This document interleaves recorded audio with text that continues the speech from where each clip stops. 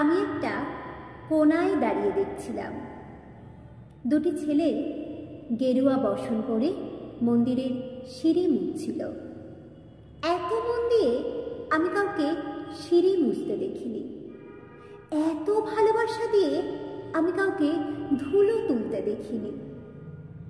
সিঁড়ি নয়, যেন জননীর ত্বক থেকে ধুলো তুলছিল। এভাবে কেউ সিঁড়ি থেকে ধুলো মুছতে পারে এ আমি কোথাও দেখিনি। স্থিতপ্রজ্ঞ মহারাজকে জিজ্ঞাসা করলাম, এই ছেলে দুটি কে?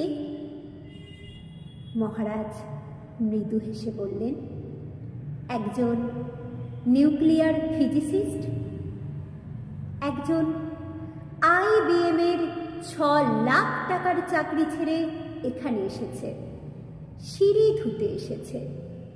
যে সিঁড়ি দিয়ে মানুষ উপরে ওঠে তা যেন পরিষ্কার হয়। মহারাজ চলে গেছেন।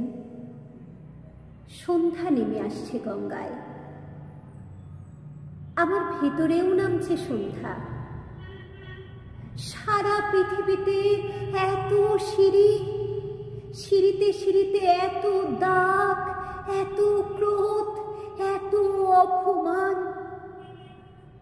আরতি শুরু হওয়ার আগে মনে হলো,